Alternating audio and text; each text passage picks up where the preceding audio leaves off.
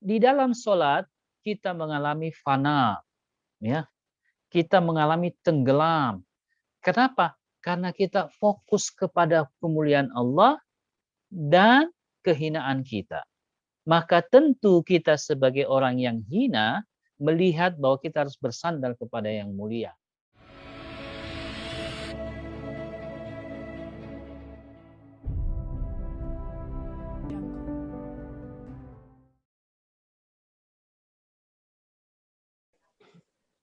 Kajian kosmologi perempuan sudah dilaksanakan oleh Hubadifa sebelumnya secara intensif sebulan sekali pada minggu ketiga di akhir bulan, setiap bulannya hari Rabu dari jam 10 pagi sampai dengan jam 5 sore.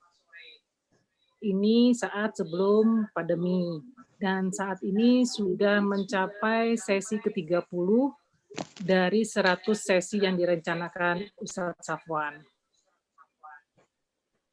Untuk menghibur diri, tanda kutip, para jamaah atau murid dari Ustadz Safwan Kosmologi Perempuan, kami meminta agar Ustadz Safwan memberikan informasi kembali kepada rekan-rekan yang lainnya akan diadakan kosmologi perempuan, tapi secara lebih global. Dan akhirnya saat ini kajian kedua kosmologi perempuan dan irfan kematian terlaksana. Baiklah, tidak berlama-lama lagi, saya serahkan kepada Ustaz Safwan untuk memulai kajian kali ini. Terima kasih. Assalamualaikum warahmatullahi wabarakatuh. Bismillahirrahmanirrahim. Alhamdulillahi wassalatu wassalamu ala Rasulillah wa ala alihi at-tayyibin at-tahirin wa ashabihil muntajabin al-mayamin. Ashhadu an la ilaha illallah wa ashhadu anna Muhammadan abduhu wa rasuluh. Allahumma salli ala Muhammad wa ali Muhammad wa ajil far. Assalamualaikum jami'an warahmatullahi wabarakatuh. Kajian spiritualitas kita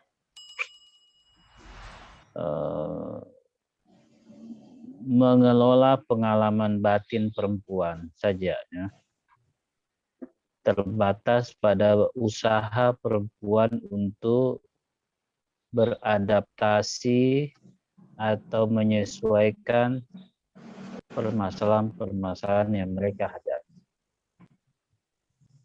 Suka ataupun tidak, kenyataannya paling banyak menjadi korban kekerasan di dalam rumah tangga. Suka ataupun tidak, kekerasan seksual itu juga paling banyak menimpa kaum perempuan. Dan kecenderungan angka kekerasan bahkan bertambah besar. Kita bisa kira hunting data-data kekerasan. Angka perceraian paling besar itu karena KDRT. Data yang saya baca bisa sampai 8.040 perceraian setiap hari. Dan itu rata-rata korbannya adalah perempuan. Padahal kita tahu bahwa bagian besar itu di Indonesia itu adalah perempuan-perempuan yang beragama Islam atau paling tidak hidup dalam kultur Indonesia yang dikenal religius, ya, yang dikenal mempunyai tata krama, budaya yang santun dan sebagainya. Tapi itu tidak tercermin dalam kasus-kasus yang kita terima. Saya sendiri dalam menerima kasus-kasus keluarga, umumnya memang yang mengalami kekerasan psikologis tekanan-tekanan psikologis, walaupun tidak berarti kita membenarkan atau menyalahkan suami ataupun istri, tapi kenyataannya kasus yang saya terima dan yang saya dampingi, paling banyak yang mengalami tekanan psikologis itu adalah perempuan. Dan kecenderungan-kecenderungan itu dalam usaha untuk mengatasi masalah, memang kecenderungannya perempuan lebih aktif untuk mencari solusi dalam persoalan rumah tangga. Dalam hal ini istri ya. Jadi saya kira latar belakang ini juga menjadi salah satu pertimbangan bahwa isu kekerasan terhadap perempuan ini bukan saja sebagai masalah psikologis, masalah sosial, tapi juga menjadi pertanyaan mendasar dalam model dan pendekatan kita untuk mencegah terjadinya kekerasan terhadap perempuan yang notabene sebagian besar mereka muslimah.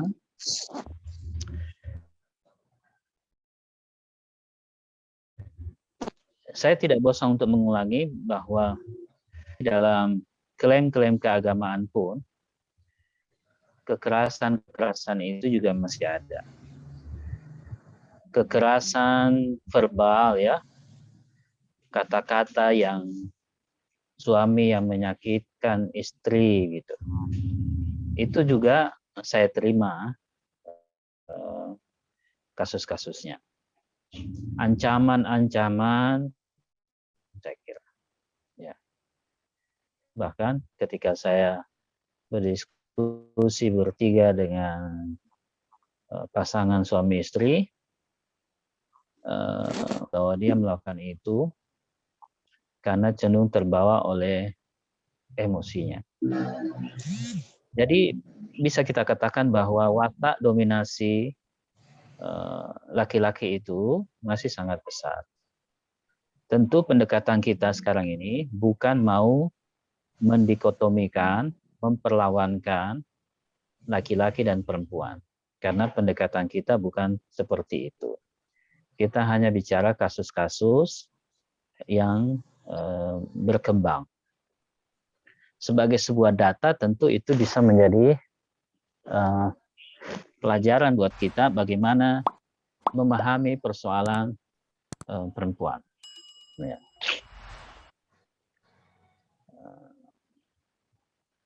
Saya menemukan beberapa hal yang mewarnai kasus-kasus itu. Setidaknya dalam kasus yang saya terima, umumnya laki-laki atau suami dalam hal ini tidak memiliki usaha yang keras dalam mengelola persoalan emosionalitas rumah tangga. Artinya dalam deteksi-deteksi saya, diskusi-diskusi saya, baik dari suaminya ataupun crossing dari istrinya, ada kecenderungan laki-laki tidak terlalu serius dalam melakukan upaya-upaya spiritual dalam menata jiwanya.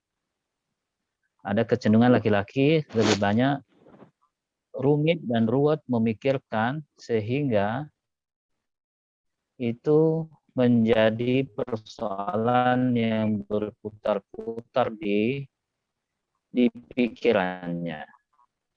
Sehingga tidak ada kekuatan dari hatinya untuk stabil ada persoalan rumah tangga, sehingga ada kecenderungan laki-laki cenderung emosionalitas, emosi ya.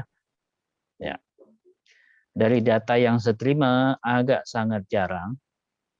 Mungkin kita bisa mengatakan 1:7 atau 1:8 laki-laki yang bersedia untuk bermusyawarah dengan istrinya ketika mereka memiliki masalah. Sehingga memang ruang dialog dalam keluarga itu tidak cukup kondusif. Sehingga kita lihat banyak istri-istri perempuan akhirnya curhat ke teman-temannya, curhat ke guru-gurunya mungkin, atau curhat ke tangga-tangganya, kerabat. Itu yang menjadi menarik. Mengapa tidak terlihat kecenderungan yang kuat suami itu sebagai tempat curhat istri? Ya, ya. Saya menduga kuat dari data yang saya temukan, dan itu terus saja harus kita uji, tidak kuatnya atau tidak besarnya usaha dari seorang suami untuk menata hati dan spiritualitasnya. Di dalam kecenderungan-kecenderungan, kita menyaksikan hal itu ya. Sehingga kita bisa mengerti ketika mereka sulit memahami persoalan itu dalam pikirannya, sementara mereka tidak punya kesiapan hati untuk bisa sabar, untuk bisa tenang ya, sehingga yang muncul adalah reaksi emosionalitas. Ya. Bahkan dalam beberapa kasus juga saya temukan adalah orang yang notabene laki-laki itu adalah seorang dai, seorang ustadz, ya, yang memiliki tentu wibawa dan patron-patron yang dihargai. Artinya ini tidak terbatas kepada orang itu mengerti atau tidak mengerti. Kepada orang yang mengerti saja persoalan itu, seringkali secara batin tidak mampu beradaptasi dengan masalahnya. Karena itu kajian kosmologi perempuan di dalam teori-teorinya yang saya ambil dari berbagai referensi, dan saya menggunakan referensi utama adalah Sachiko Murata, seorang muslimah perempuan yang belajar spiritualitas Islam dan juga spiritualitas perempuan, mengambil penelitian tentang yang juga kebetulan suaminya adalah juga seorang ahli peneliti di bidang filsafat dan tasawuf, dan juga mualaf masuk ke Islam, William Chittick. Jadilah kedua buku beliau itu masing-masing, The Thought of Islam, Sachiko Murata, dan William Chittick, menjadi buku yang membantu saya secara sistematik bagaimana menjelaskan spiritualitas perempuan itu dalam konteks perkawinan. Kalau secara substansi, itu memang banyak kita ambil dari Ayatullah Jawadi Amuli, Ayatullah Said Mutahari, Imam Khomeini, bagaimana kedudukan dan spiritualitas perempuan, termasuk Imam Ali Khamenei, yang bukunya juga kita sudah terbitkan, Ketika Cinta Berlabuh. Kita mendapatkan pesan yang penting bahwa keluarga dalam spiritualitas Islam itu memiliki satu fungsi yang sangat vital dan strategis, dan menunjukkan bahwa laki-laki dan perempuan, suami dan istri, memiliki peran yang penting dalam kehidupan bersama mereka. Sehingga Imam Ali Khamenei mengatakan bahwa bukan saja mereka sebagai pasangan suami istri, tetapi mereka sebagai sahabat dalam kehidupan bersama, untuk bekerja sama bagaimana mengelola rumah tangga atau rumah cinta mereka. Itu tadi latar belakang dan referensi yang saya gunakan. Mungkin saja ada yang baru saja bergabung dalam kajian-kajian kosmologi itu. Kemudian, Mengapa kosmologi Islam? Karena umumnya di dalam tradisi filsafat barat, kosmologi itu saintifik saja ya. Hanya berkaitan dengan semesta fisik, semesta jiwa. Nah, elaborasinya tidak banyak. Kalaupun ada, biasanya hanya bersifat psikologis semata-mata, murni psikologis. Sedangkan kosmologi, dia berkaitan dengan psikologi spiritual. Ya, bukan murni psikologis, tapi juga psikologi spiritual. Dan teori-teorinya banyak kita dapatkan dalam kajian filosof Muslim, Mullah Sadra, kemudian Ibn Arabi, Rumi, ya. Kita banyak melihat dan menemukan penggalian-penggalian yang serius tentang studi-studi kosmologi. Nah, kemudian kosmologi itu mengarah ke isu perempuan. Saya simpulkan, saya analisa dan simpulkan dari buku Sachiko Murata, The Thought of Islam. Dan kemudian kita temukan itu dalam Al-Quran dan hadis yang menunjukkan di dalam sejarah Rasul dan Ahlul Baitnya bagaimana perempuan itu begitu dimuliakan, begitu dihargai. Dalam sejarah saya kira kita masih sangat minim dan karenanya perlu kita gali terus bagaimana episode sejarah kehidupan kenabian Muhammad Shallallahu Alaihi Wasallam dalam periode Mekah. Tidak terlalu banyak yang kita dengar pembahasan Muhammad SAW ketika beliau hidup dalam masa monogami.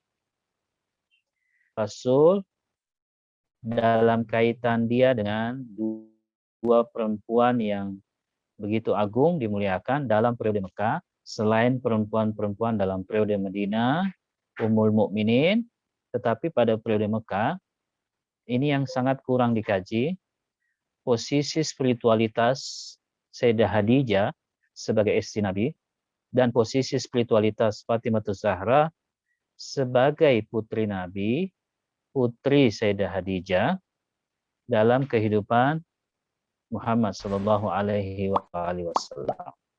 Kita semua tahu itu bagaimana kemuliaan Sayyidah Khadijah dan Sayyidah Fatimah Zahra, sehingga di Indonesia ini misalnya ada kaseda syair yang dibuat oleh Kiai Haji Maimun Subair, Saduna fil Iman, berkaitan dengan kemuliaan Sayyidah Khadijah dan Sayyidah Fatimah Zahra. Itu kira-kira yang kemudian mengerucutlah kita kepada tema kosmologi. Kenapa kosmologi ini dibedakan dengan irfan? Ya, karena kosmologi ini mengaitkan aspek spiritual dengan aspek psikologi perempuan di dalam kecenderungan-kecenderungan kehidupan mereka. Karenanya dalam kajian kosmologi, kita banyak mengambil data-data dari penelitian psikologis tentang perempuan. Misalnya dalam penelitian psikologis, ada kecenderungan perempuan untuk gampang menangis. Itu namanya kecenderungan-kecenderungan. Bahwa kemudian laki-laki juga banyak yang gampang menangis, ya. Ada juga perempuan yang tidak gampang menangis, tetapi dalam penelitian psikologi itu kita temukan kecenderungan-kecenderungan perempuan gampang menangis, gampang terharu. Itu namanya data-data penelitian psikologis. Tentu laki-laki dan perempuan itu min nafsin wahidah. Mereka dari diri yang satu. Tetapi struktur penciptaan mereka itu dibedakan. bahwa perempuan memiliki rahim, ya. Perempuan terkait dengan faktor reproduksi. Sedangkan laki-laki tidak terkait dengan faktor reproduksi. Dengan demikian bisa kita mengatakan data psikologis itu berangkat dari konsekuensi psikologis yang dialami seorang perempuan berkaitan dengan faktor-faktor reproduksi mereka. Misalnya kita menemukan perempuan misalnya ketika haid atau menjelang haid, kecenderungan emosinya lebih tinggi. Itu namanya data-data psikologis. Dan yang lain misalnya perempuan, kalau kita teliti, di dalam kehidupan keluarga, perempuan cenderung mengambil beban yang begitu besar, ya. Mengandung sampai menyapi anaknya, Quran mengatakan bahwa perempuan mengandung mengalami kepayahan. Perempuan mengalami kepayahan, keletihan. Itu Quran menyebutnya sampai 36 bulan kan ya. Nah, dan banyak lagi kecenderungan-kecenderungan. Kecenderungan perempuan untuk malu misalnya, itu semua punya konsekuensi-konsekuensi. Kecenderungan perempuan untuk tidak melakukan pekerjaan-pekerjaan fisik yang besar. Walaupun tetap ada, tapi namanya kecenderungan. Nah, kosmologi melihat itu, mempelajari kecenderungan itu. Iya. Kemudian, kosmologi melihat bahwa struktur alam ini pastilah diciptakan oleh Allah Subhanahu wa taala dalam kerangka ontologi, bahwa Allah menciptakan semua ini dalam kedudukan yang seimbang. Laki-laki maupun perempuan berdasarkan keadilan Tuhan, dan bagaimana gambaran-gambaran Al-Quran dan hadis tentang perempuan, mereka semua, laki-laki dan perempuan, berasal dari diri yang satu, dan kemudian ada kecenderungan satu di antara mereka, dan kemudian mereka disebut pakaian satu dengan yang lainnya.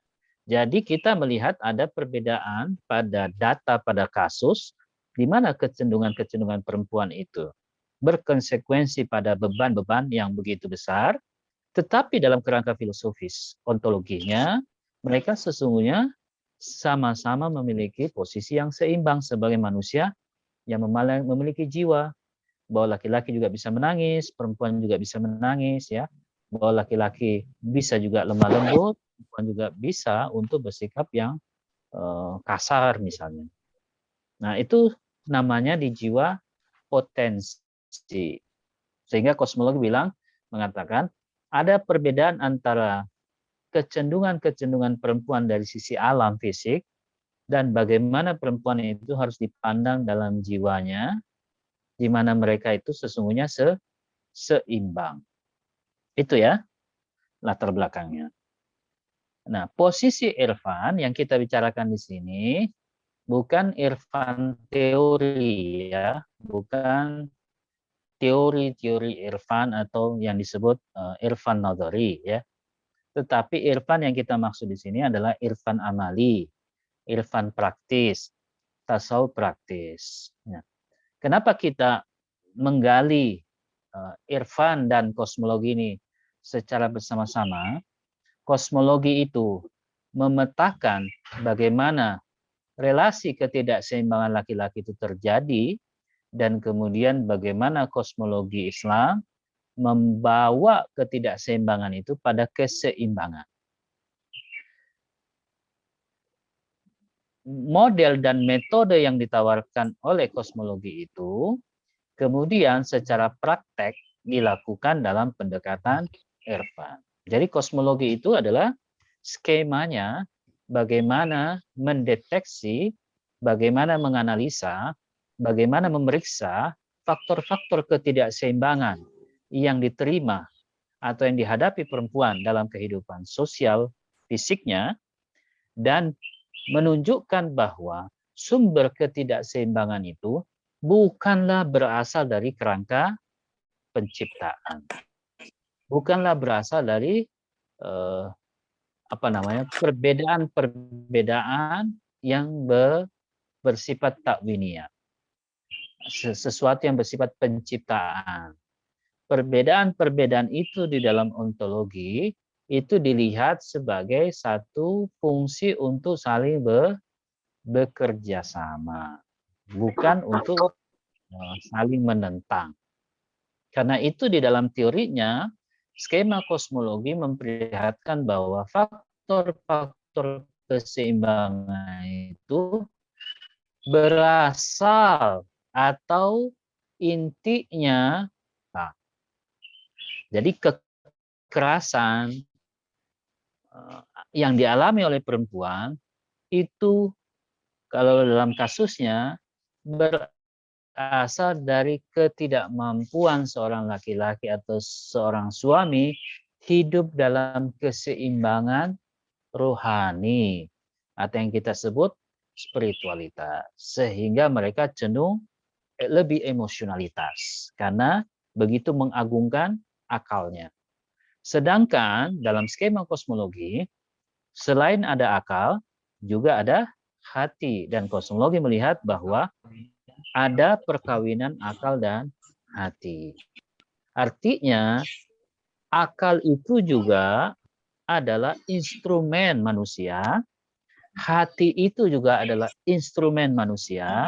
Secara pengetahuan, harusnya kedua instrumen ini dikaitkan atau dalam bahasa kosmologi dilakukan perkawinan akal dan hati. Nah, karena kecenderungannya berpikir itu dalam ungkapan Imam Ali alaihissalam, laki-laki itu 9 pikirannya, perempuan itu 1 pikirannya, maka kemudian diseimbangkan bahwa perempuan mempunyai 9 mempunyai 9 perasaannya, dan laki-laki memiliki 1 perasaan. Nah, terjadilah relasi yang seimbang kan, karena memang manusia itu punya 2 instrumen, punya 2 alat dalam jiwanya. Di jiwa manusia itu secara sederhana ada akal, ada hati. Kemudian ketika Imam Ali alaihissalam mengatakan bahwa laki-laki itu 99 pikirannya, perempuan itu 1 pikirannya, berarti kan pada instrumen pikiran kecenderungannya laki-laki lebih kuat. Tetapi manusia itu punya 2 instrumen, bukan hanya 1, tapi juga ada instrumen hati. Di mana perempuan itu kekuatannya adalah 99 perasaan, sedangkan laki-laki itu 1 urusan perasaan. Jika kita lihat skema ini, maka kecenderungan laki-laki itu ketika dengan 99 pikirannya, dia harusnya mampu memasuki perasaannya. Harusnya, karena dia punya 99 kemampuan pikiran. Tetapi ada kecenderungan laki-laki, dalam banyak kasus yang saya terima, gagal mengelola perasaannya karena ketidakmampuan akal dia untuk memasuki hatinya. Nah, itu yang disebutlah ketidakseimbangan. Begitu juga yang terjadi pada perempuan. Dengan 99 perasaannya, kemudian dia cenderung gagal untuk mengidentifikasi masalah itu secara objektif. Nah, dicarilah skemanya. Maka Quran membuat satu skema. Bagaimana skema Al-Quran? Ar-rijalu qawwamuna 'alan nisa. Laki-laki itu kawam. Karena itu laki-laki diberi fungsi dengan pengetahuannya bagaimana dia menjadi kawam, menjadi pengatur dari keluarga itu. Nah, karena itu dimensi yang besar pada laki-laki secara pikiran itu harus masuk ke dimensi yang besar pada diri perempuan secara perasaan. Jadi perempuan dengan 99 perasaannya akan menghadapi laki-laki dengan 99 pikirannya. Nah, kalau ini berhadap-hadapan, maka sesungguhnya bisa terjadi keseimbangan, kan? Begitu juga satu perasaan laki-laki dan satu pikiran perempuan. Kalau berhadap-hadapan bisa seimbang. Nah, kosmologi membuat skema keseimbangannya. Ya. Karena memang ini min nafsin wahidah. Nah, Quran Surah An-Nisa bahwa mereka itu diciptakan dari diri yang satu. Ya. Dari diri yang satu kemudian mereka menjadi laki-laki dan menjadi perempuan. Padahal kembali mereka kepada diri yang satu. Artinya pikiran dan perasaan itu harus menyatu. Namanya dilakukanlah perkawinan. Dalam kosmologi, perkawinan itu sesuatu memasuki sesuatu yang lain. Apa yang memasuki? Ya, kalau dalam ilustrasi seksual, kelamin laki-laki yang memasuki kelamin perempuan. Sehingga dalam kosmologi dinilai bahwa laki-laki itu dalam posisi awal dia aktif. Perempuan dalam posisi awal dia pasif. Tapi ketika terjadi keseimbangan, maka kemudian terjadilah dua kekuatan itu bersatu sebagai kekuatan yang seimbang. Di saat laki-laki aktif, perempuan pasif, nah keaktifan laki-laki memasuki jiwa perempuan, kemudian jiwa perempuan menjadi aktif, laki-laki menjadi pasif. Itu yang kemudian terjadi keseimbangan. Nah, pola-pola seperti ini, skema-skema seperti ini memang begitu tidak mudah untuk dijelaskan di dalam kriteria-kriteria yang sudah terlanjur mendominasi cara berpikir kita di masyarakat akademik atau masyarakat pengkaji atau kelompok-kelompok aktivis. Kenapa? Karena memang ukuran-ukurannya seringkali terbatas pada ukuran-ukuran yang empiris, yang ilmiah. Padahal ukuran batin ini, ukuran akal ini, ukuran hati ini adalah ukuran-ukuran yang non-empirikal.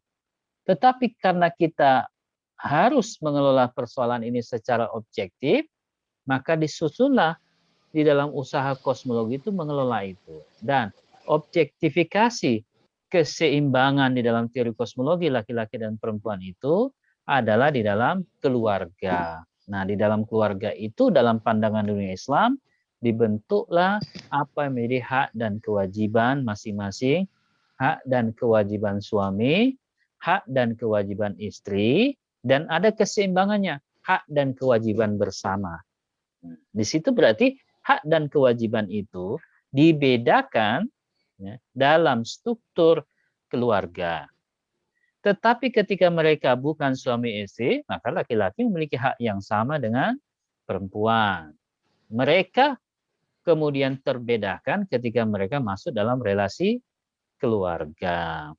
Perbedaan itu dirancang dalam pandangan dunia Islam berangkat dari kecenderungan-kecenderungan perempuan. Misalnya, kecenderungan perempuan itu lebih kuat kepada hatinya, karena itu mereka dirancang dengan sistem reproduksinya, mengaitkan jiwanya dengan hatinya, kelembutannya, kasih sayangnya.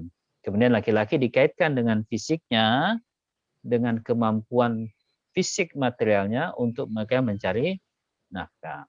Sehingga dalam pandangan dunia Islam, kewajiban suami itu yang utama adalah mencari nafkah, kemudian kewajiban seorang istri itu adalah menyiapkan cinta di dalam keluarga. Nah, karena itu kosmologi melihat peran penting dan strategis seorang perempuan dalam keluarga itu karena dia berperan untuk memancarkan rumah cinta. Nah, bagaimana perempuan bisa memancarkan rumah cinta di dalam keluarga? Itu hanya bisa jika ada seorang laki-laki yang siap bekerja keras, siap bertanggung jawab, siap memberi perhatian, totalitas sebagai kawam untuk menjaga rumah cintanya. Karena kalau dia tidak jaga, maka tentu pancaran cinta dalam rumah tidak akan punya kesempatan untuk bisa dinikmati atau diterima oleh satu keluarga. Itulah skema kosmologi perempuan. Berujunglah isu kosmologi perempuan itu pada dua isu utama, yaitu tentang cinta dan keluarga.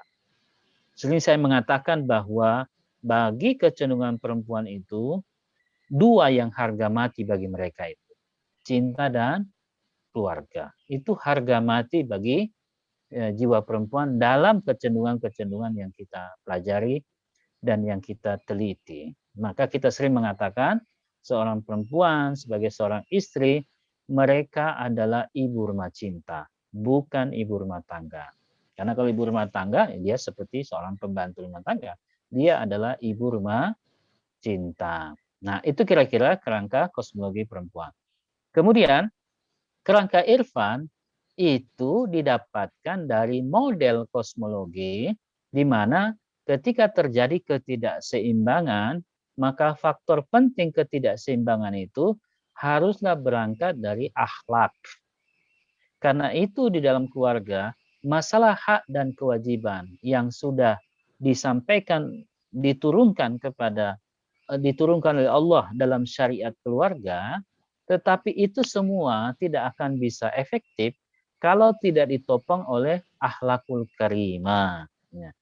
Kalau tidak ditopang dengan akhlak, maka tentu pengejawantahan pelaksanaan hak dan kewajiban secara patut, muasyarah bil ma'ruf, itu mungkin akan menjadi sumber-sumber konflik dan perpecahan.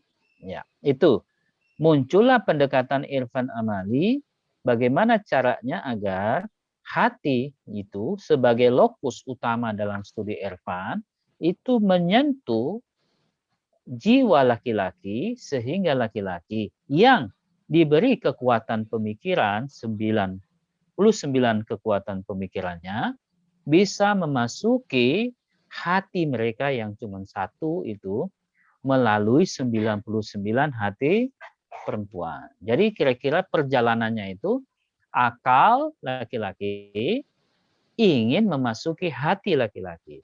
Tapi akal itu tidak akan bisa yang 99 memahami hati dia yang satu itu kalau tidak melintas ke 99 hati perempuan. Karena itu faktor keseimbangannya. Nah, begitu-begitu kemudian itu yang saya jelaskan dalam buku saya ya, yang cetakan keempat ini juga sudah cetakan keempat saya jelaskan. Begitu juga dalam buku yang kedua, saya menguraikan banyak tentang hati, walaupun tidak detail, tetapi itu gabungan dari berbagai review saya, kemudian hasil diskusi, pelajaran, kemudian juga pengamatan-pengamatan di lapangan, dan juga kasus-kasus yang saya terima. Maka fungsi Irfan itu, itulah yang mengarahkan syariat di dalam keluarga untuk menemukan kesempurnaannya. Jadi kira-kira seperti itu. Itulah latar belakangnya. Kemudian kita ingin menyampaikan tema kita, hati perempuan, salat dan kematian. Asumsi yang saya pakai, di dalam kehidupan suami istri, menurut saya, suami yang mampu membentuk spiritualitas jiwanya, pastilah dia akan lebih baik dalam memahami dan bertindak terhadap istrinya. Tanpa kekerasan, dia melakukannya dengan kelembutan, pengambilan keputusan yang bijaksana, dan dialog dari hati ke hati. Itu kira-kira yang terbayangkan, terasumsikan di dalam kerangka kosmologi perempuan.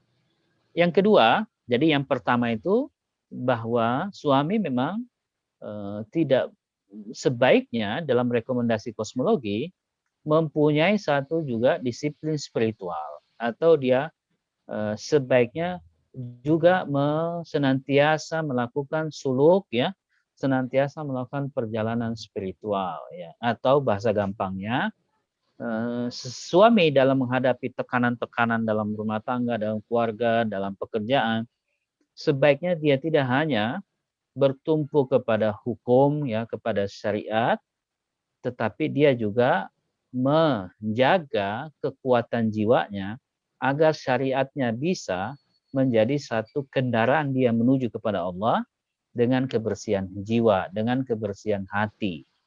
Nah, karena itu saya selalu mengatakan, sebagai seorang suami yang dibebankan mencari nafkah, ya, dan kemudian harus menghadapi tanggung jawab kaum, maka dia juga sebaiknya selain di sisi kecenderungan akalnya, dia juga harus memperhatikan sisi hatinya, sisi perasaannya. Dan buat saya, dalam skema kosmologi, seorang suami itu sebaiknya, seharusnya, kalau boleh dikatakan begitu, dia memiliki disiplin spiritual, dia memiliki suluk, ya, dia memiliki amalan-amalan sehingga hatinya lebih lembut. Kalau tidak, dia akan menghadapi beban pikiran yang begitu rumit yang dia harus lakukan setiap hari, sehingga kalau tidak ada keseimbangan di hatinya, dia akan bisa muncul dalam wajah yang emosionalitas.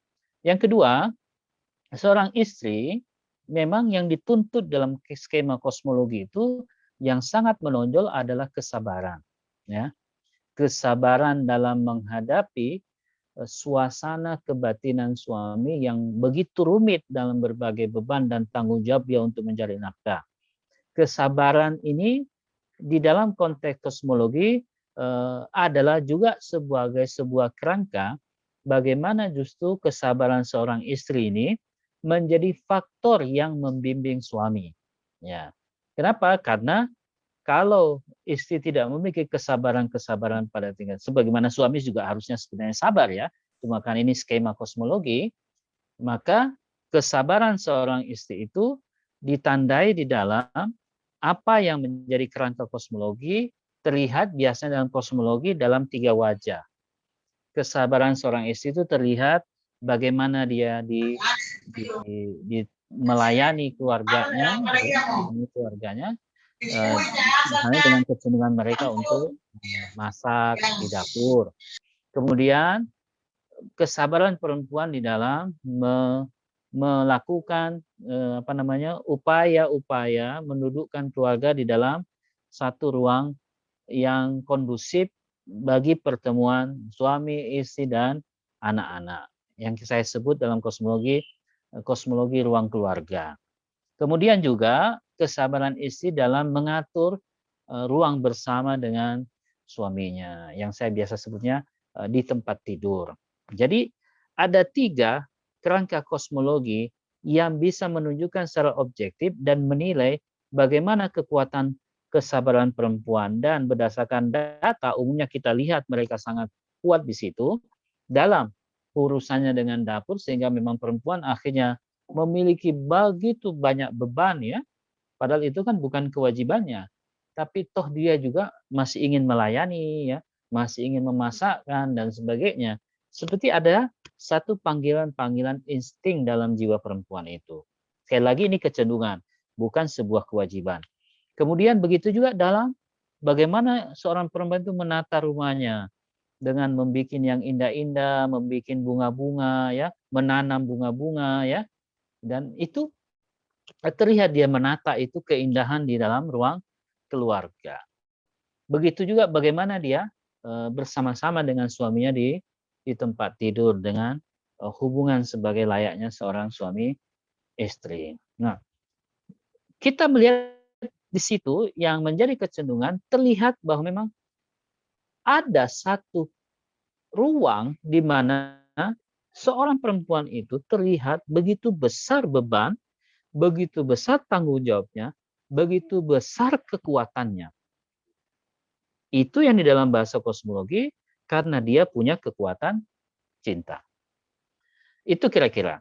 Yang ketiga, sekarang kita masuk pada pokok soal dalam teori kosmologi dan irfan, yaitu sumber spiritualitas yang utama di dalam kajian-kajian irfan, dan itu bisa kita sambungkan dalam kosmologi. Menurut saya itu ada 2. Kalau kita bicara bagaimana seorang perempuan dan seorang istri dan seorang suami, ada 2 sumber spiritualitas yang saya sarankan tadi, yang saya rekomendasikan, betul-betul harus mengorientasikannya, memproyeksi dalam dirinya. 2 sumber itu, pertama sholat, Yang kedua adalah masuk kepada pengertian al-ma'ad, ya, al-qiyamah, kematian. Kedua sumber itulah sumber spiritualitas yang penting dalam kosmologi perempuan. Pertama adalah sholat. Di dalam studi-studi irfan praktis, sholat itu adalah ibadah yang paling fundamental, yang paling utama. Sholat itu. Misalnya kita lihat dalam pembahasan sholat Imam Khomeini, hakikat dan rahasia sholat misalnya. Kita akan menemukan bahwa memang yang sangat sentral dalam ibadah itu adalah sholat. Karena kita 5 kali sehari, ya, sholat. Kemudian juga kita ada salat-salat nafilah, ya, salat-salat nawafil, salat-salat sunnah gitu. Kalau dihitung semua itu, jumlah sholat itu menjadi 51 rakaat. Nah, itu yang saya mengatakan. Kalau seorang suami mau memanfaatkan sumber spiritualitas sholat ini, minimal 17 rakaat yang utama, ditambah sholat malam, syukur-syukur bila bisa 51 rakaat, maka dia punya kemampuan untuk mengendalikan bagaimana problem-problem yang ada di pikiran mereka dalam hubungan, dalam keseimbangan yang ada di hati. Itu yang saya lihat bahwa ada kecenderungan dari data yang saya terima, itu ada kecenderungan banyak suami yang tidak memperhatikan dengan utama kecenderungan bagaimana memanfaatkan sholat sebagai sumber spiritualitas, ya. Sumber spiritualitas yang kita maksudkan dalam kerangka irfan. Kita akan jelaskan bagaimana spiritualitas sholat itu. Yang kedua, ada kecenderungan juga kita tidak melihat posisi kematian. Karena kematian itu sesungguhnya adalah faktor pensucian yang paling utama kalau kita senantiasa mengingat kematian. Ya. Jadi kematian itu faktor pensucian. Itu ya. Nah, kita akan memasuki pembahasan kita, tema kita, hati perempuan salat dan kematian, yang kita lihat bahwa ada 2 sumber spiritualitas yang penting di dalam keluarga, yaitu bagaimana seorang suami atau seorang istri atau suami dan istri memperhatikan itu spiritualitas sholat. Karena itu faktor keseimbangan. Yang kedua, bagaimana keluarga sebagai rumah cipta memperhatikan arti dari kematian, arti dari al-qiyamah dalam tanggung jawab mereka menyelesaikan amanat-amanat mereka. Itu 2 sumber spiritualitas. Nah, kedua sumber spiritualitas itu kita akan lihat. Pertama, kematian itu sebagai tema sentral. Menurut Rasul Shallallahu Alaihi Wasallam, ada beberapa riwayat dari Rasul yang begitu menekankan pentingnya kematian itu sebagai satu-satunya yang bisa menasehati kita, yang sangat kita butuhkan. Ya.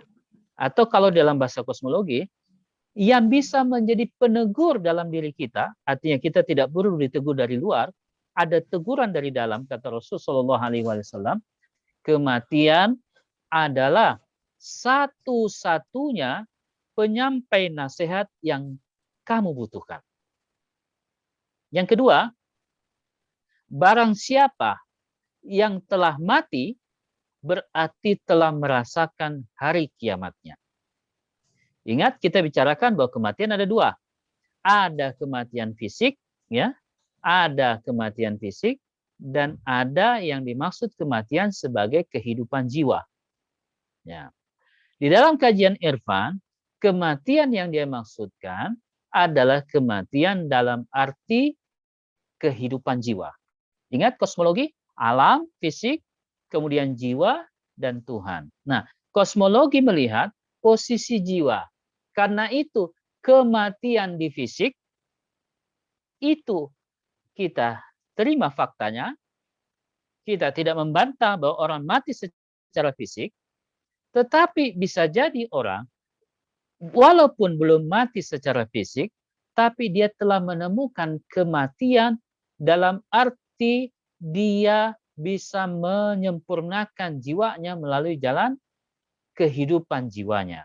Atau mungkin di dalam bahasa yang lebih sederhana, kematian fisik itu belum tentu berarti kehidupan jiwa. Tapi kehidupan jiwa itu bisa terjadi sekalipun orang belum mengalami kematian secara fisik.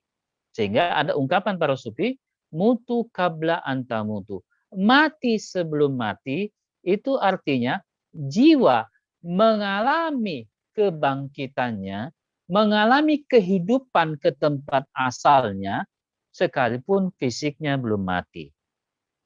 Itu yang kita maksud kematian. Nah, kalau seperti itu, berarti jiwa kita bisa membangun satu orientasi, menyaksikan bahwa bentuk kematian itu adalah Nah, karena itu, sekalipun kita belum mati secara fisik, kita sudah bisa merasakan arti kematian sebagai perpindahan ke alam yang lebih tinggi. Itu kira-kira yang disebut mutu qabla anta mutu. Matilah sebelum matinya. Itu Al-Quran yang sudah menjelaskan tentang kematian. Nah, hanya innalillahi wa inna ilaihi rajiun. Setiap yang bernyawa akan kembali kepada Tuhannya. Kita dari Tuhan dan akan kembali lagi ke Tuhan. Kemudian riwayat yang lain berkaitan dengan kematian. Kita juga kama bada'akum ta'uduna. Sebagaimana dia telah menciptakan kamu pada permulaan, demikian pula kembali kepadanya. Kemudian ma'indakum yang fadu wa ma'indallahi baki. Apa saja yang di sisi Allah akan lenyap, binasa, dan apa yang di sisinya akan abadi. Kematian itu sebagai perjalanan manusia, maka berarti kematian itu adalah perjalanan menuju kepada keabadian. Itu kira-kira ya. Karena apa yang di sisi Allah, apa yang di sisi kalian itu akan lenyap, binasa, ini yang kita sebut mati, dan apa yang ada di sisi Allah akan abadi. Berarti jiwa akan menyempurnakan untuk menemukan keabadian. Sedangkan fisik akan mengalami kebinasaan, akan mengalami kerusakan. Jadi, kalau mati kita artikan kerusakan, mati kita artikan kehancuran, berarti kita hanya mendefinisikan mati yang non-fisik. Mati dalam pengertian ilahiyah adalah kembali ke Tuhan, kembali ke keabadian. Ya, sebagaimana ayatnya Quran surah Al-A'raf, surat 7 ayat 29 yang kita bacakan. Kama bada'akum ta'uduna. Sebagaimana dia telah menciptakan kamu pada permulaan, demikian pula kita akan kembali kepadanya. Jadi konsep kematian itu adalah konsep tempat asal dan tempat tujuan. Jadi kalau kita bilang asal saya dari kampung, nah itu tempat asal. Kematian itu adalah perjalanan kita meninggalkan tempat asal itu untuk kembali lagi ke tempat asal sebagai tujuan. Nah, maka kita sekarang dianggap melakukan perjalanan dari tempat asal melakukan perjalanan untuk kembali ke tempat asal kita. Kenapa? Karena tujuan kita dari situ. Tujuan kita ada di situ. Innalillahi itu tempat asal kita, wa inna ilaihi itu tempat tujuan kita. Jadi ayat tentang kita dari Tuhan dan akan kembali kepada Tuhan, ketika kita bicara dari Tuhan, itu berarti tempat asal. Ketika kita bilang kembali kepada Tuhan, berarti itu tempat tujuan. Maka Tuhan itu adalah asal usul kita dari sana dan tujuan kita ke sana.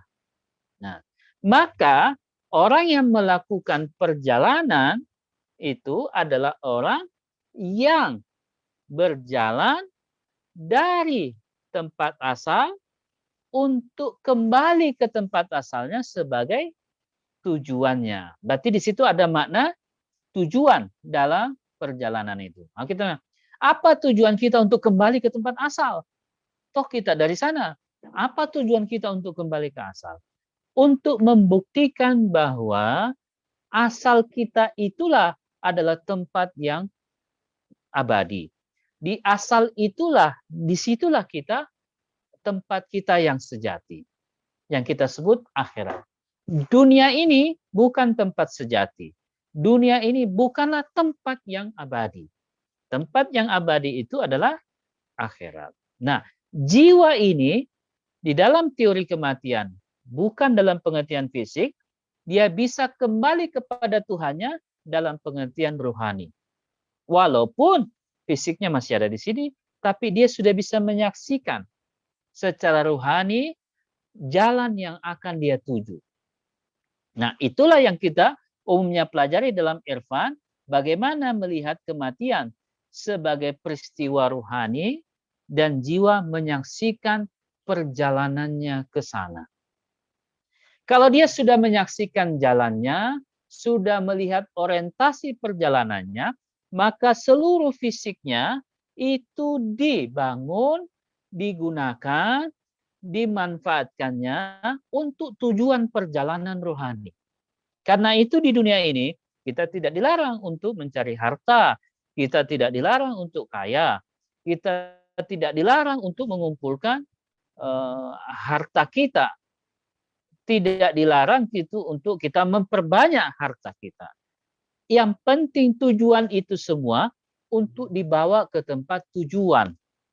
Nah, bagaimana membawa semua yang kita miliki ini ke tempat tujuan? Itu kemudian disebut agama dengan amal soleh, dengan kebaikan-kebaikan dan sebagainya. Apa yang membawa itu? Dengan cara apa kita membawa kebaikan-kebaikan? Sedekah-sedekah kita. Dengan cara apa? Nah, itu kemudian Irfan menjelaskan caranya seperti ini. Nah, cara yang disampaikan yang menjadi pondasi dari kehambaan itu adalah sholat. Maka sholat ini adalah yang membawa kebaikan-kebaikan kita menuju ke tempat tujuan kita. Jadi sholat itu mi'rajnya yang membawa semua apa-apa yang kita dimiliki di dunia ini menjadi sesuatu yang maslahat, yang bermanfaat untuk hari akhir. Itu sederhananya.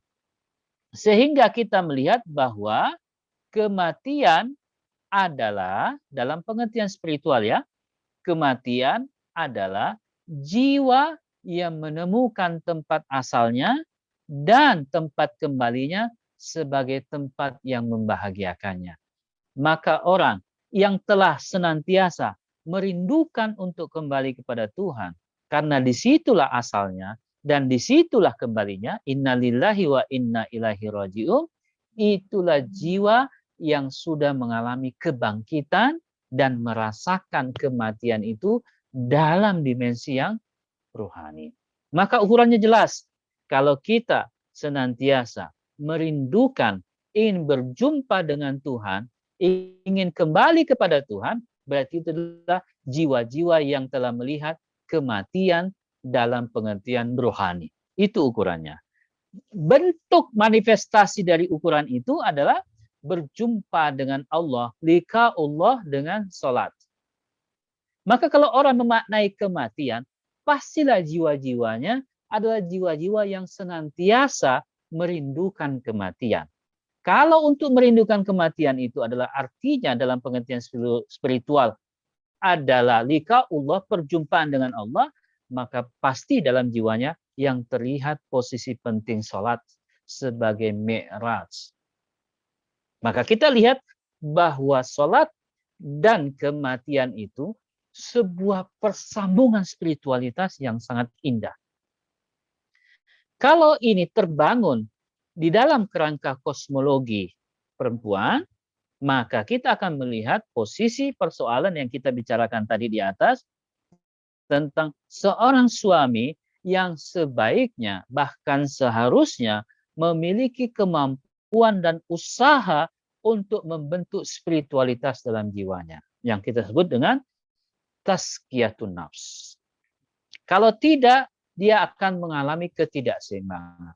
Begitu juga yang terjadi pada perempuan. Kalau dia tidak melakukan usaha untuk membentuk spiritualitasnya, maka dia kehilangan keseimbangan. Tetapi dalam konteks suami istri, kalau tadi perempuan dan laki-laki, dalam konteks suami istri, tugas seorang suami sebagai kawam ar-rijalu kawwamuna 'alan nisa untuk mengatur ini semua di dalam keluarganya demi menjaga kekuatan cinta yang ada di dalam rumahnya. Nah, maka kita melihat bahwa cinta yang dalam kosmologi perempuan terkait dengan eksistensi perempuan itu adalah modal kuat bagi terbangunnya spiritualitas sholat. Maka kita heran, maka kita tidak mengerti secara teori kalau orang yang melihat arti penting perkawinan sebagai sebuah hubungan yang membangun cinta dan kasih sayang. Yang kita sering katakan sakinah, ya, ketenangan, mawaddah, cinta, warahmah, dan kasih sayang. Kalau orang rumah tangga seperti itu, maka jiwa seperti itulah yang sesungguhnya memiliki suasana yang kondusif untuk sholat. Jadi kita bisa mengukur, kalau ada rumah di mana suami dan istri tidak khusyuk dalam sholatnya, tidak menjadikan sholat sebagai sumber spiritualitas, secara kosmologi bisa kita duga bahwa itu belum sakinah, mawaddah, warahmah. Itu kira-kira usaha dalam kerangka kosmologi untuk melihat itu. Maka evaluasi di dalam melihat rumah tangga, sebaiknya kita melihat ukuran pertama, apakah sakinah, mawaddah, dan warahmah itu sudah terpancar dalam kehidupan sholat kita.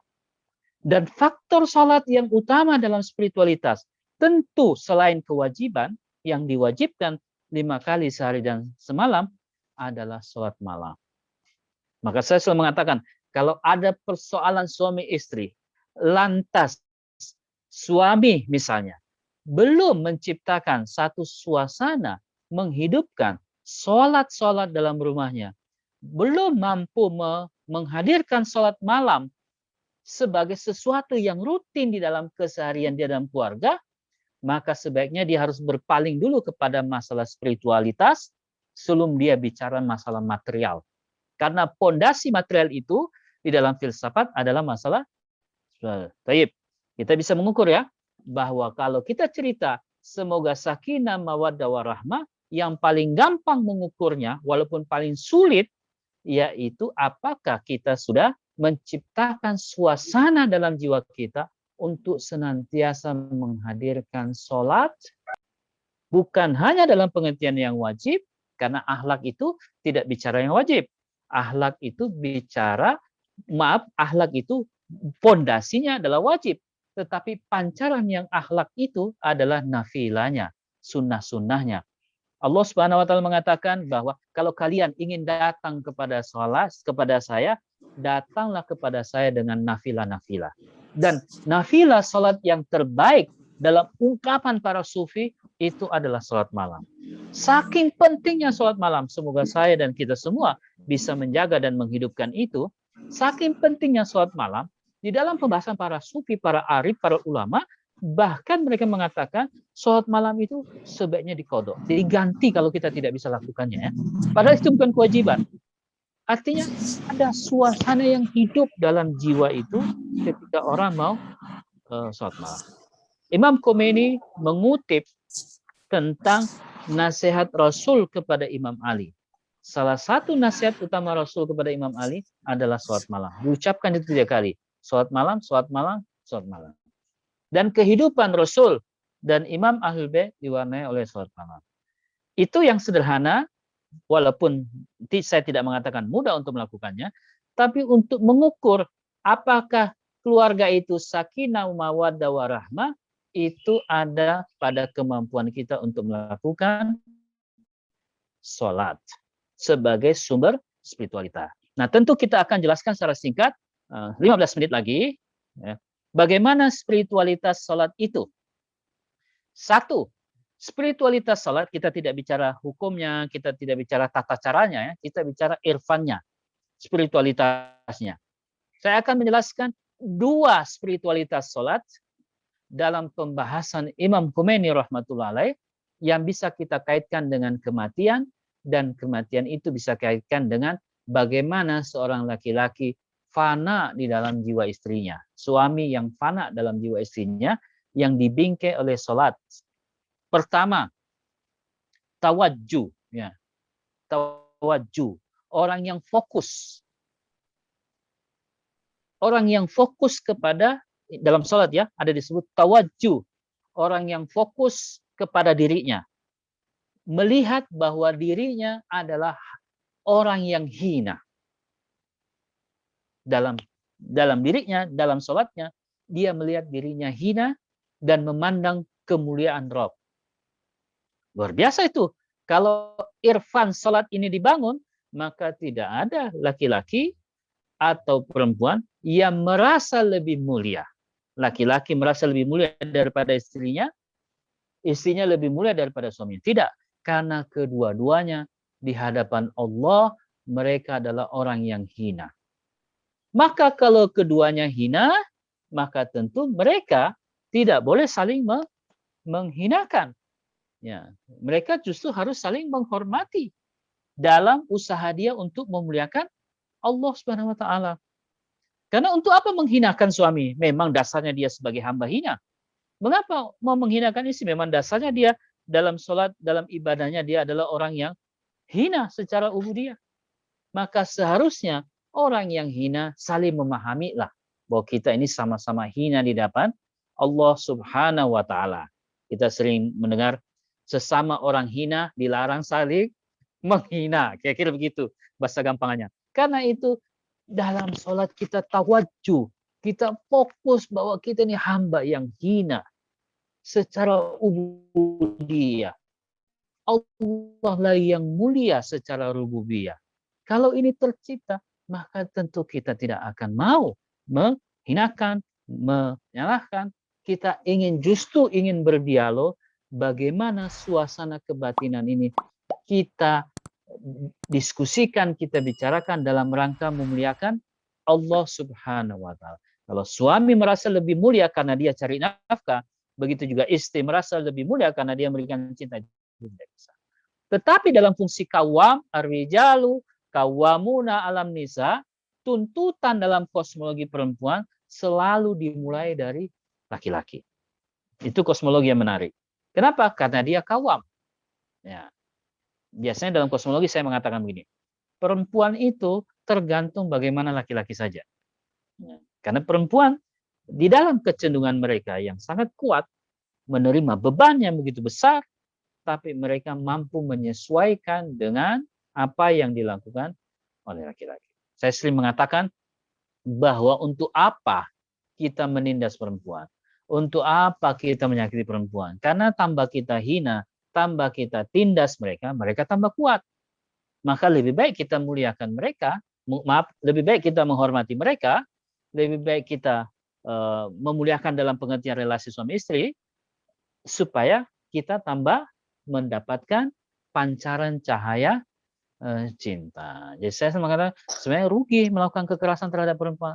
Berpikir praktis saja rugi, tidak ada manfaatnya. Karena berbuat baik kepada mereka justru memancarkan kekuatan cinta. Justru itu yang akan menguatkan jiwa seorang laki-laki. Itu tawajjuh. Ya. Yang kedua,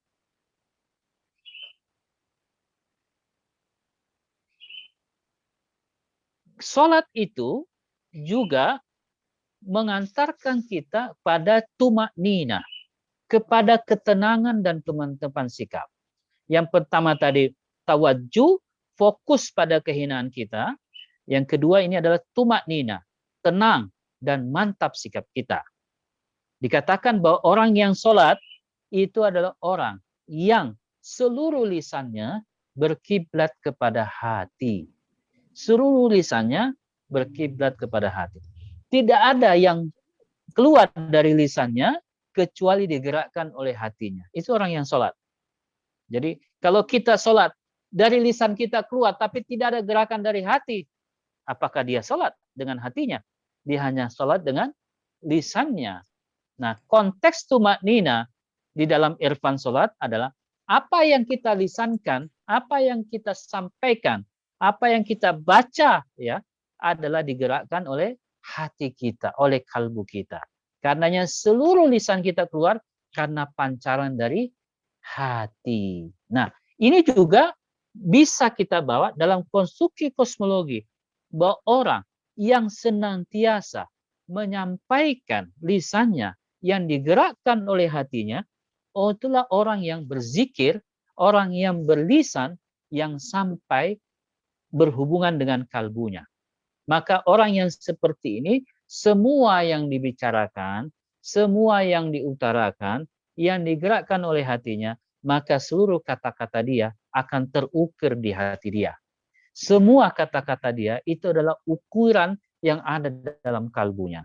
Maka dia tidak bicara tentang sesuatu apapun, kecuali bahwa sesuatu itu terukir dalam hati. Kalau kita lihat dalam konteks kosmologi, uraiannya bisa begitu panjang sebenarnya. Dalam konteks kosmologi, seorang suami yang bisa mengukir cinta di hati perempuan itu dan bisa menyaksikan ukiran dari kata-katanya di hati perempuan, maka perempuan akan menyimpan cinta itu begitu kuat, begitu rapat. Karena itu apa yang dikatakan oleh laki-laki, suami kepada istrinya akan melihat kata-kata itu sebagai sesuatu yang terlukis di dalam jiwanya. Karena itu, teman-teman sekalian, saudara-saudara sekalian, ibu-ibu sekalian, orang yang sholat dengan tumaknina, dengan ketenangan dan kemantapan sikap, itu kata Imam Ja'far adalah orang yang hati mereka itu menjadi kiblat. Bicara mereka tidak akan keluar kecuali oleh kalbu mereka, kecuali oleh persetujuan akal mereka, kecuali oleh kerelaan dari iman mereka. Nah, karena itu sholat menggabungkan sholat itu dari akal, menggabungkan akal dengan iman, akal dan iman ini bersandar kepada hati. Di dalam studi kosmologi perempuan, kekuatan perempuan itu pada hati. Kalau seorang suami sebagai kawam memanfaatkan semaksimal mungkin sholat sebagai sumber spiritualitas, tawajjuh dan tumaknina, bisa dimungkinkan bahwa hatinya menjadi kiblat bagi lisannya, dan hati yang menjadi kiblat dari lisannya, hati yang disandarkan oleh akal dan imannya. Dan itulah yang bisa menjaga hati perempuan. Nah, sayangnya modalitas spiritualitas ini seringkali tidak dimanfaatkan dengan semaksimal mungkin karena kita hanya selalu bicara konteks kosmologi, konteks suami istri, selalu hanya bicara dalam konteks hak dan kewajiban. Modal spiritualitasnya itu tidak dibangun. Nah, itu satu contoh sholat. Kemudian bagaimana dengan kematian? Kalau kita lihat teori-teori kematian, dalam berbagai teorinya, kematian itu yang kita sudah jelaskan tadi, dan hubungannya dengan sholat, di dalam sholat kita mengalami fana, ya, kita mengalami tenggelam. Kenapa? Karena kita fokus kepada kemuliaan Allah dan kehinaan kita. Maka tentu kita sebagai orang yang hina melihat bahwa kita harus bersandar kepada yang mulia. Karena itu kita kehilangan diri kita yang hina ini karena bersandar kepada kemuliaan.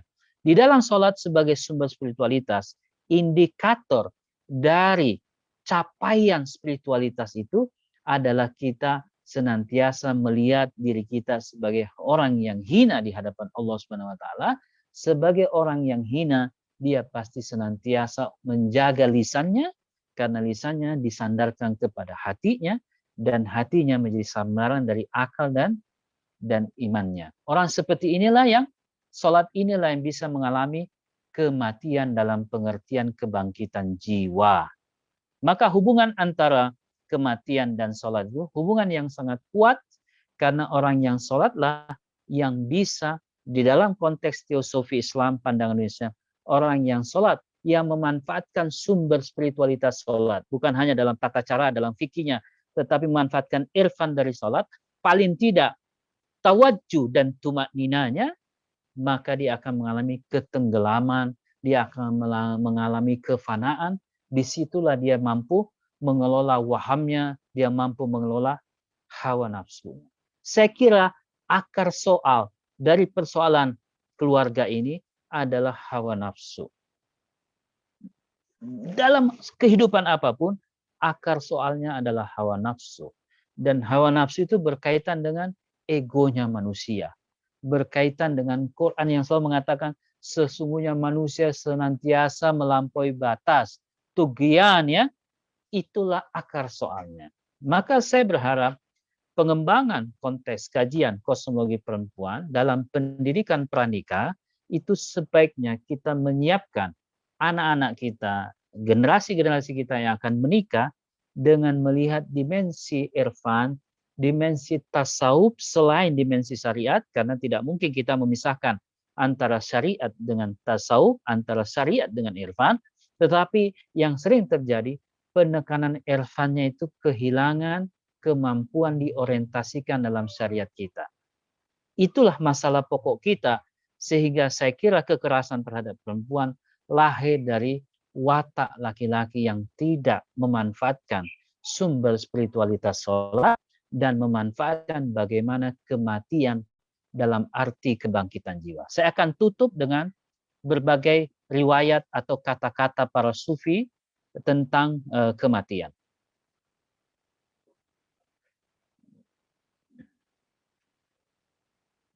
Pertama, jika kamu takut dan lari dari kematian, sebenarnya kamu takut terhadap dirimu sendiri. Karena takut dan lari dari kematian, itu adalah wajah burukmu, bukan wajah kematian. Itu kata para sufi, kata para arif. Jadi sekarang kita takut kepada kematian. Takutnya kepada kematian itu adalah wajah dari buruknya jiwa kita. Karena kematian wajahnya indah, bukan buruk. Kalau kita menakwil, orang yang berakal di hatinya penuh kerinduan terhadap perjumpaan dengan Allah. Nah, kalau dalam kosmologi, katanya laki-laki cenderung kepada akalnya, lantas dia tidak mengupayakan kerinduan untuk berjumpa dengan Allah, maka inilah hati yang susah memahami hati pasangannya. Inilah akal yang terhalangi dalam memasuki hati pasangannya. Tidak mudah akal laki-laki memasuki hati istrinya. Kenapa? Karena akal laki-laki tidak disandarkan kepada hati yang tawajjuh, kepada hati yang tumaknina. Maka kita perlu laki-laki dikampanyekan, digerakkan bagaimana melihat spiritualitas dan intelektualitas sholat. Ini bukan main-main. Ini bukan sekedar peristiwa-peristiwa sederhana ini. Ini peristiwa Mi'raj, ya. Peristiwa besar itu sholat yang harusnya kita angkat kembali dalam konteks pendidikan pranikah. Kata sufi yang lain, berapa banyak anak pikiranmu yang akan kamu lihat di kuburanmu? Semuanya mengelilingi jiwamu. Seraya kau berseru, ayah, pikiran-pikiranmu yang baik melahirkan pemuda dan bidadari. Pikiranmu yang buruk melahirkan setan-setan. Ya. Karenanya sumber dari setan dan malaikat itu sumbernya ada di pikiran. Pikiran yang terhalangi memasuki hati, itulah pikiran yang buruk. Yang tidak mampu menampakkan kelembutan, yang tidak mampu berdialog, yang memaksakan kehendaknya. Dan itu yang saya sering, ini laki-laki palsu. Tidak sesuai dengan sifat akal yang ingin masuk ke hati. Bagi kaum arif, dunia ini adalah akhiratnya. Di akhirat, bagi kaum arif ya, dunia ini adalah akhirat. Jadi dunia ini tempat dia mati kan ya. Sekaligus itu adalah akhiratnya. Di akhirat ini ada jalan. Di akhirat ini ada keseimbangan. Jalan orang yang arif ada jalannya lebih tajam daripada pedang. Dunia ini dunia yang banyak pedang-pedangnya dan tajam-tajam. Bagi orang arif, dunia ini adalah sirat yang betul-betul sangat berat, menderita, luka. Resiko kita akal memasuki hati adalah penderitaan. Penderitaan itu adalah wajah dari orang-orang yang ingin menjalani kehidupan spiritualitas. Derita ya, bukan kesulitan hidup, tapi penderitaan karena rindu untuk memasuki jalan perjumpaan dengan Tuhannya. Sebagai penutup, nasihat kita bersama-sama sebagai sebuah pasangan suami istri, marilah kita membangun pendidikan pada anak kita, meletakkan orientasi irfan, orientasi tasawuf yang bersama-sama dengan syariatnya, yang bersandar kepada Rasul dan ahli baitnya. Yang kedua, rumah cinta yang ada pada perempuan, sholat adalah manifestasi kelembutan Allah. Perempuan adalah manifestasi kelembutan Allah yang nyata. Sholat adalah manifestasi kelembutan Allah yang tidak nyata. Untuk melihat yang tidak nyata, sholat ini sebagai manifestasi kelembutan Allah yang tidak nyata, kita masukkan kepada manifestasi kelembutan yang nyata, yaitu pada diri perempuan. Maka marilah kita masuki hati perempuan dengan sholat kita. Itu pesan saya bagi para suami. Marilah kita masuki hati istri kita dengan sholat-sholat kita.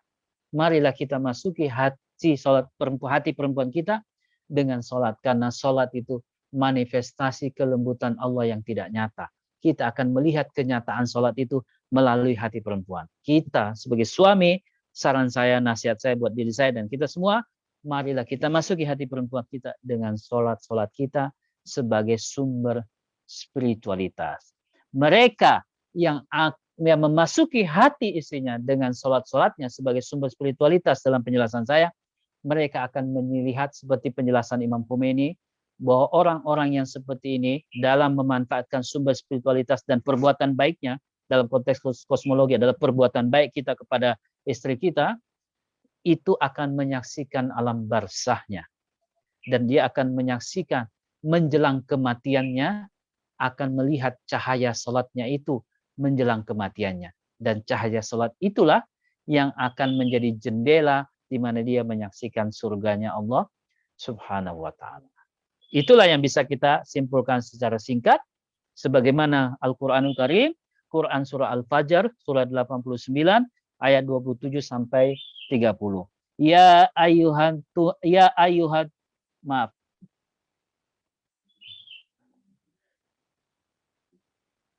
Bismillahirrahmanirrahim. Ya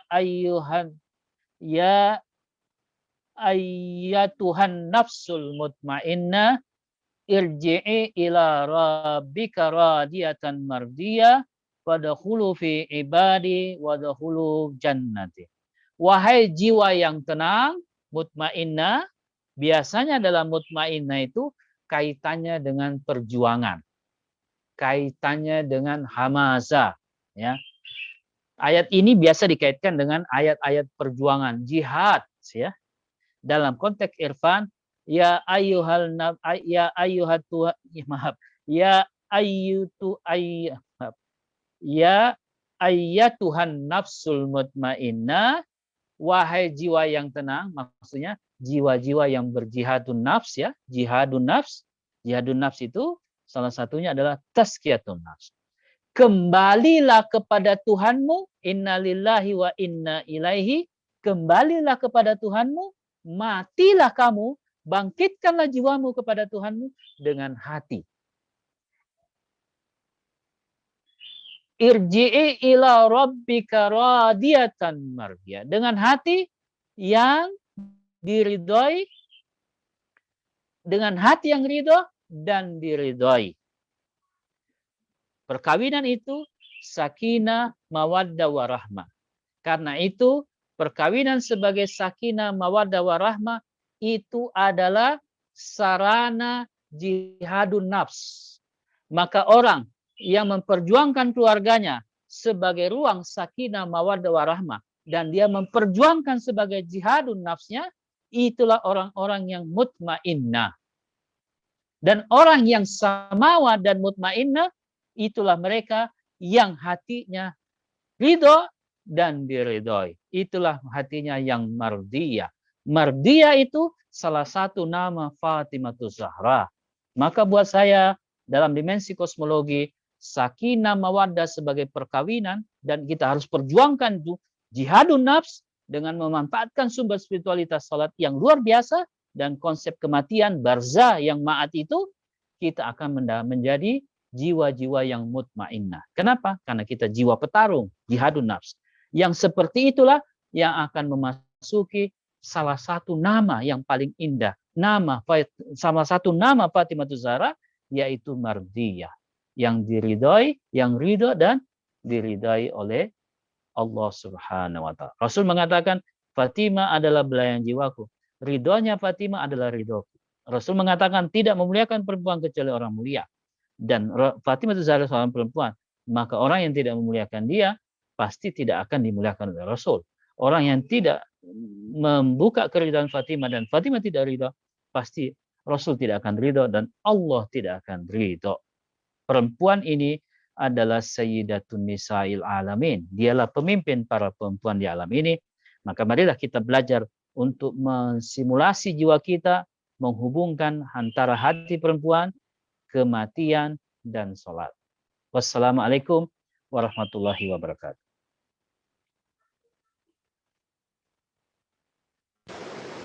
Baik Ustadz, terima kasih banyak atas penjelasan kajian yang sangat luar biasa ini. Dan kita akan lanjutkan ya Ustadz dengan 5 pertanyaan, kurang lebih 15 menit, ada waktu. Kami persilakan kepada sahabat yang ingin bertanya, yang pasti berkaitan dengan kajian hari ini, bisa melalui chat atau langsung bicara dengan Ustadz. Kami persilakan.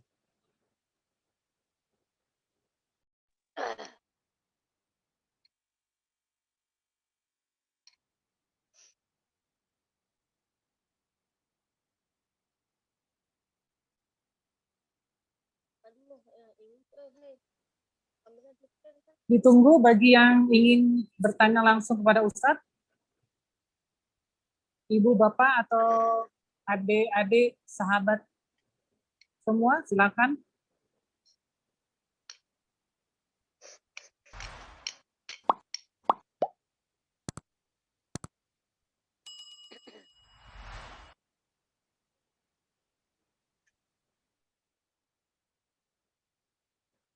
Mungkin masih banyak yang mikir, Ustadz. Boleh saya mulai dengan pertanyaan dari saya dulu, Ustadz. Yang paling utama dalam berkeluarga berarti adalah menjalankan sholat, ya Ustadz ya. Nah, sholat yang terbaik adalah sholat yang berjamaah tentunya dalam berkeluarga. Bagaimana kita dapat lebih fokus, karena pada yang tadi Ustadz bilang bahwa sholat itu kan ada 2 ya, fokus dan tumaminah. Nah, fokus ini sangat berat kalau menurut saya, apalagi kalau fokus saat kita sholat berjamaah dengan pasangan kita. Kadang kita hanya bisa mengikuti, tapi belum bisa memaknai apa dari kata-kata atau kalimat sholat itu sendiri. Itu bagaimana Ustadz dengan keadaan seperti itu? Apakah sholat kita, terutama saya ya, sholat saya berjamaah ini bisa dikatakan baik atau tidak Ustadz? Terima kasih.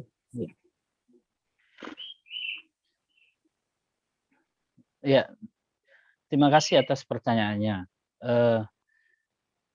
Di dalam pembahasan sholat dalam irfan, memang tidak ada catatan yang khusus yang menjelaskan tentang sholat jamaah ya. Yang ditekankan memang bagaimana sholat itu. Nah, di dalam konteks keluarga ketika suami istri mampu bersolat jamaah bersama-sama, itu kan satu ruang yang sangat baik untuk bisa bersama-sama. Ya.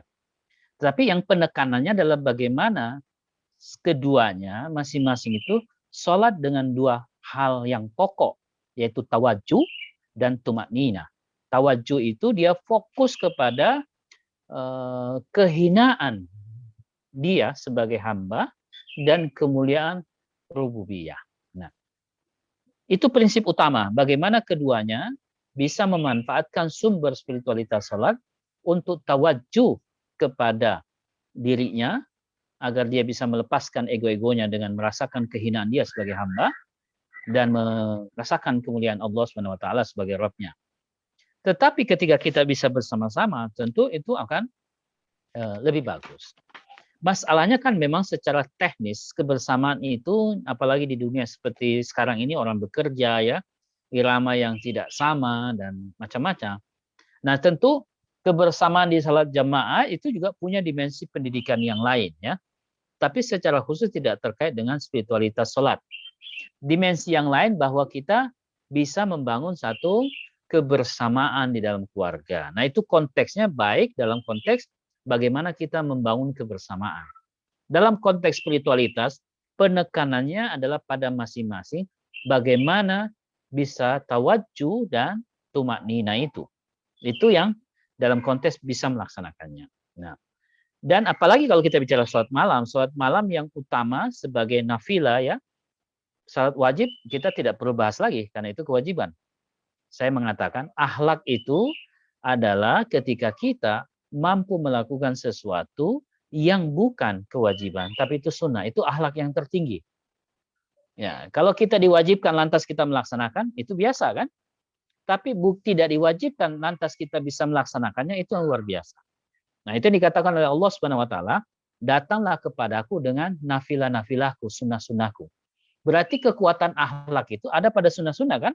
Nah, kekuatan hukum, syariat ada pada kewajiban. Dan syarat melaksanakan sunnah-sunnah itu tentu kewajiban. Nah, karena itu penekanan sholatnya memang pada masing-masing.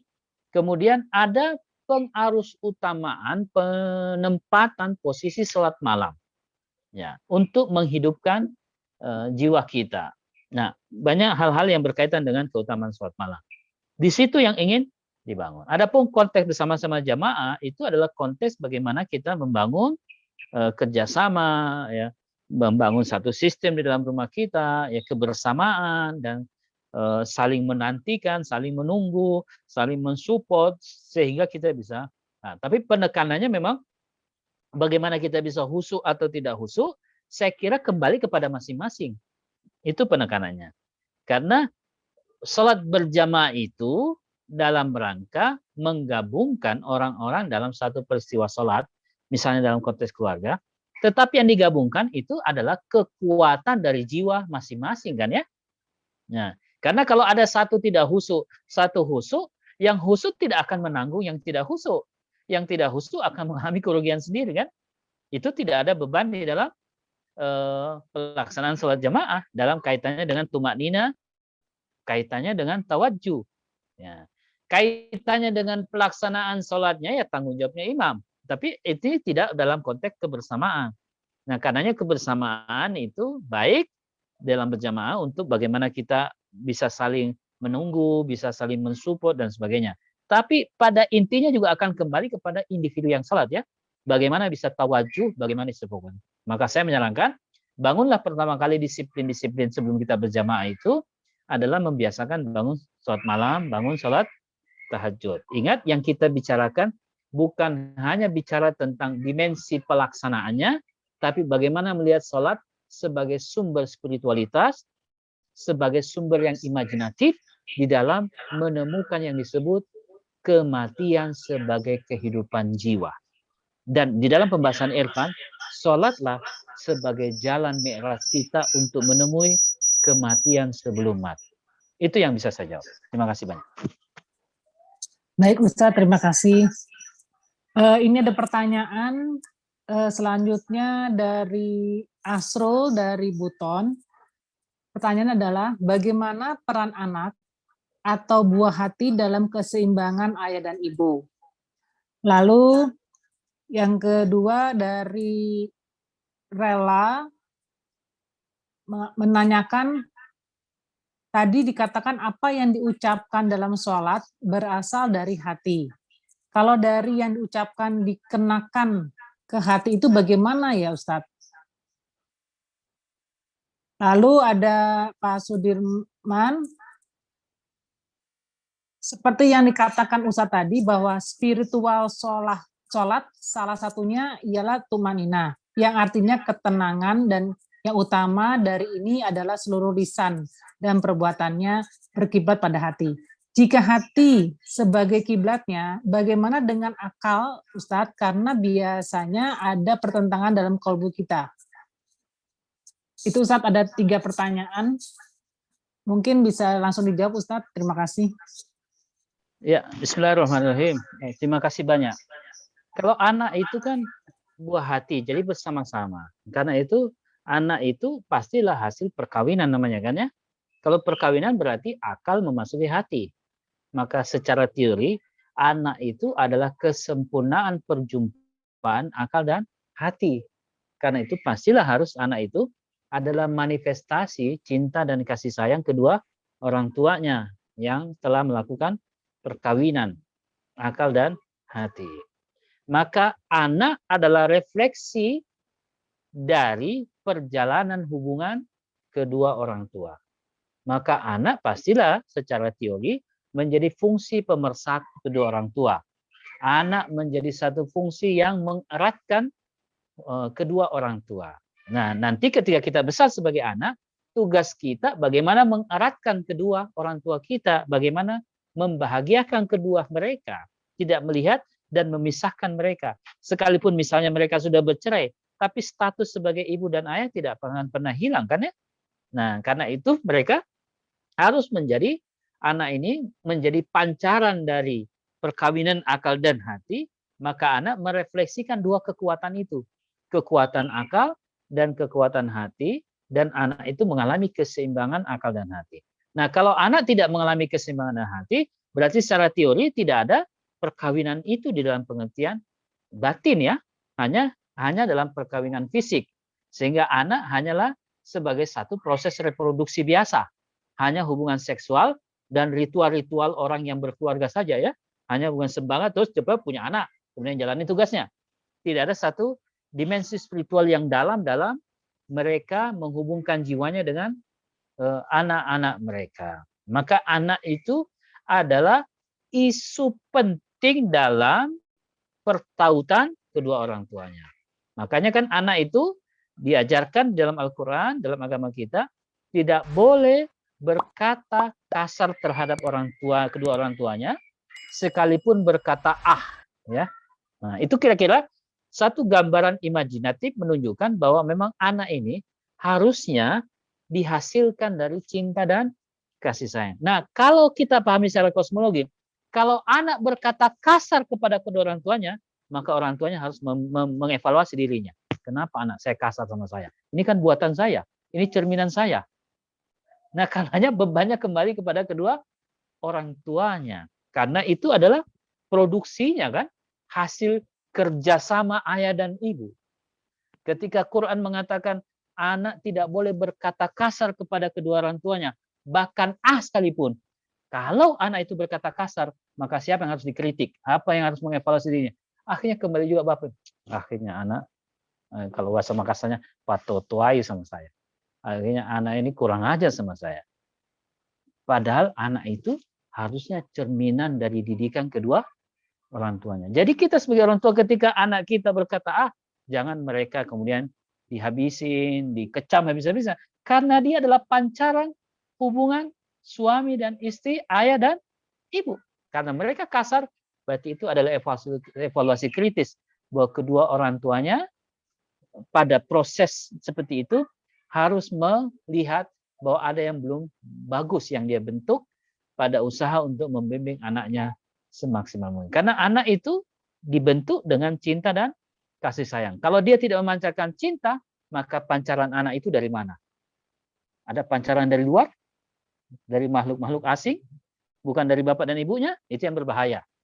Nah, itulah yang menjadi kesedihan kita kan, bagi kedua orang tuanya. Tugas kita adalah mewariskan generasi kosmik yang betul-betul perkawinan akal dan hati secara teoritis. Ya mungkin kurang lebih, ya mungkin ada sih, tetapi kira-kira kita sudah lihat orientasinya bahwa optimisme kita kalau perkawinan itu akal dan hati dari suami dan istri dengan melihat rumah cinta, maka kita akan melihat generasi kita adalah generasi-generasi yang terbentuk dari cinta dan kasih sayang. Kalau mereka kasar, itu kita lihat wajah kita. Saya sendiri sebagai orang tua, kalau anak saya kasar sama saya tidak bisa memarahi anak saya, karena itu adalah cerminan dari saya kan. Kalau saya marahi dia, maka saya marahi diri saya sendiri. Maka saya harus lihat itu semua pada dimensi diri saya. Kemudian pertanyaan yang kedua, tentang lisan ya, yang menjadi kiblat dari hati. Maksudnya, tidak ada kata-kata yang keluar dari lisan kita yang tidak kita lihat bagaimana hati kita. Sifat hati itu empati, sifat hati itu lembut. Maka lisan yang kasar tidak mungkin keluar dari hati yang lembut. Lisan yang kasar pasti keluar dari hati yang kasar. Karena lisan itu kiblatnya di hati. Kalau ada orang kata-katanya kasar, maka cek hatinya. Dari mana kekasarannya itu? Sumbernya dari mana? Itu yang pertama yang harus kita tafsirkan. Yang kedua, di mana posisi akal? Saya katakan bahwa akal yang memasuki hati, itulah akal yang menemukan cinta. Kalau ada hati tidak dimasuki akal, maka yang keluar dari hati itu kekasaran. Yang keluar dari hati itu keburukan. Maka penting akal memasuki hati. Penting akal untuk menyingkap hati. Nah, kalau ada hati misalnya dalam keadaan suami istri suka marah-marah, maka yang harus mengkritik ini suami. Kenapa istri saya suka marah-marah ini? Ada yang salah mungkin dalam saya menempatkan pemahaman ke dalam diri dia. Itu dalam konteks kosmologi, seringkali aspek kritisnya ada memang pada, evaluasi kritisnya ada pada suami. Kemudian, bagaimana yang tidak keluar dari hati? Ya, tidak mungkin. Keluar dari hati ada dua. Kalau bukan kegelapan, ya cahaya. Kalau keluar kegelapan, lisannya kata-kata gelap dan kotor, ya pasti keluar dari hati yang kotor. Ya. Bagaimana orang, itu tergantung yang ada di dalam hatinya. Bagaimana hatinya? Tergantung kemampuan akal untuk bermanifestasi ke dalam hati. Maka kosmologi berusaha menjelaskan bagaimana perkawinan akal dan hati sebagai satu proses. Sakinah, mawaddah, warahmah, itu adalah jihad. Maka saya mengatakan, berkeluarga itu adalah jihadun nafs. Kenapa? Karena kita ingin menjadi mutmainnah, menjadi tenang. Kalau samawa itu, sakinah, mawaddah adalah jihadun nafs, maka dia dapat yang keempat, yaitu mutmainnah. Dan itulah yang akan kita persembahkan kepada Mardiyah, Fatimah Zahra, dalam konteks irfan kosmik. Terima kasih.